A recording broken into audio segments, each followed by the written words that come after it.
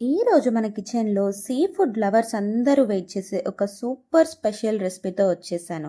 అదే రొయ్యల వేపుడు. ఈ రెసిపీ గురించి చెప్పాలి అంటే ఒక్కసారి టేస్ట్ చేస్తే మళ్ళీ మళ్ళీ చేసుకొని తినాలి అనిపించే అంత సూపర్గా ఉంటుంది దీని టేస్ట్. వీకెండ్ లంచ్కి స్పెషల్ డిష్ కావాలి అని అనుకుంటే, ఫ్రెండ్స్ ఇంటికి వచ్చినప్పుడు ఇంప్రెస్ చేయాలనుకుంటే ఈ రొయ్యల వేపుడు పర్ఫెక్ట్ ఆప్షన్. వైట్ రైస్లోకి లేదా రసం, సాంబార్, పప్పు ఇలా దేనిలోకి తిన్నా సూపర్ ఉంటుంది. ఇంకా చెప్పాలి అంటే ఈవినింగ్ స్నాక్లా కూడా దీన్ని సర్వ్ చేయొచ్చు. అంత సూపర్గా ఉంటుంది ఈ రొయ్యల వేపుడు.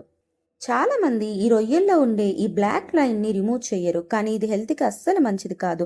సో కొంచెం ఓపిక చేసుకొనైనా ఈ బ్లాక్ లైన్ని రిమూవ్ చేసుకోండి. చాలా సింపుల్ అండి ఇది రిమూవ్ చేయడం. రొయ్యల్ని ఇలా కొంచెం మధ్యలోకి చూపిస్తున్న విధంగా అని చిన్నగా ఈ బ్లాక్ లైన్ని లాగినట్టు అన్నారంటే ఎంతో ఈజీగా వచ్చేస్తుంది.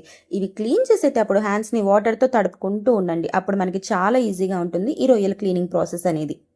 ఇలా అన్నీ నీట్‌గా శుభ్రం చేసుకున్న రొయ్యల్లోకి కొంచెం పసుపు, కొంచెం సాల్ట్ అండ్ హాఫ్ లెమన్ వేసి బాగా కలపండి ఒక 2, 3 నిమిషాలు. ఇలా ఉప్పు, నిమ్మకాయ వేసి కడగడం వల్ల రొయ్యలనేవి మనకి నీచు స్మెల్ లేకుండా ఉంటుంది. తర్వాత మంచినీళ్ళు పోసి ఒక 2, 3 సార్లు బాగా శుభ్రం చేసుకోవాలి. చాలామంది రొయ్యల్ని ఇంట్లో ప్రిపేర్ చేయడానికి కొంచెం భయపడతారు. స్మెల్ వస్తుందేమో, రబ్బర్‌లాగా అయిపోతుందేమో, మసాలాలు కరెక్ట్‌గా పడతాయో లేవో అనుకుంటారు. కానీ ఈ వీడియో చూసిన తర్వాత ఆ డౌట్స్ అన్నీ క్లియర్ అయిపోతాయి. నేను చాలా సింపుల్‌గా బిగినర్స్ కూడా చాలా ఈజీగా ప్రిపేర్ చేసుకునేలాగా చూపించబోతున్నాను.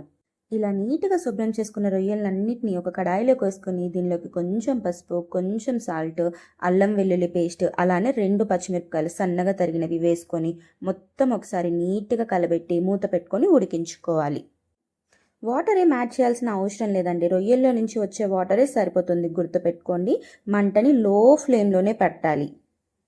ఇక్కడ ఎర్రకారం యాడ్ చేయొద్దండి. ఓన్లీ 2 పచ్చిమిరపకాయలనే యాడ్ చేయండి ఈ స్టేజ్లో. ఎర్రకారం అంటే అదే చిల్లీ పౌడర్ కాదు, ఓన్లీ పచ్చిమిరపకాయలు మాత్రమే యాడ్ చేయండి ఈ స్టేజ్లో. చూపిస్తున్న విధంగా మధ్య మధ్యలో మూత తీసుకుంటూ వాటర్ అంతా పోయేలాగా కుక్ చేసుకోవాలి. ఇవన్నీ 1/2 కేజీ రొయ్యలు. నాకు సుమారుగా 20 నిమిషాలు పట్టింది ఇలా వాటర్ అంతా పోయి నీట్గా కుక్ అవ్వడానికి లో ఫ్లేమ్లో. మీరు ఇలా లో ఫ్లేమ్లోనే పెట్టి కుక్ చేయడం వల్ల రొయ్యల్లోకి సాల్ట్, అల్లం పేస్ట్, అలానే పచ్చిమిర్చిలో ఉన్న ఘాటు అన్ని ముక్కలకి బాగా పడుతుంది.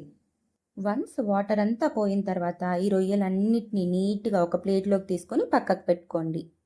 ఇప్పుడు అదే కడాయిలోకి 2 టేబుల్ స్పూన్ల ఆయిల్ వేసుకొని కొంచెం హీట్ అయ్యాక 4, 5 లవంగాలు, కొంచెం చెక్క వేసి 1 నిమిషం వేపుకున్నాక సన్నగా తరుక్కున్న ఉల్లిపాయ వేసి కొంచెం కలర్ చేంజ్ అయ్యేదాకా వేపుకోవాలి. ఆనియన్స్ కొంచెం కలర్ చేంజ్ అయ్యాక అల్లం వెల్లుల్లి పేస్ట్ వేసి పచ్చివాసన పోయేదాకా నీట్గా వేపుకోవాలి లో ఫ్లేమ్లోని. ఇప్పుడు దీనిలోకి ఉడికించుకొని పక్కకు తీసుకున్నాం కదా రొయ్యల్ని, వాటినంతా వేసి ఒకసారి నీట్గా కలిసేలాగా కలుపుకోవాలి.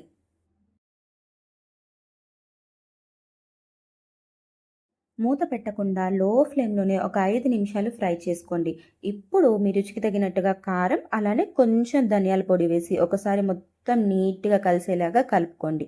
ఇప్పుడు ఒకసారి ఉప్పు, కారం చెక్ చేసుకోండి. సరిపోకపోతే యాడ్ చేయండి ఈ స్టేజ్లో. లో ఫ్లేమ్లోనే ఉంచి మరొక 5 నిమిషాలు కారం మగ్గిన తర్వాత ఫైనల్గా దీనిలోకి సన్నగా తరిగిన పచ్చిమిర్చి, అలాగే సన్నగా తరుక్కున్న కొత్తిమీర, అలాగే పుదీనా వేసి ఒక్కసారి కలుపుకొని 2 నిమిషాలు ఉంచుకొని స్టవ్ ఆఫ్ చేసేయడమే. అంతే అండి, మన గుమగుమలాడే రొయ్యల వేపుడు రెడీ.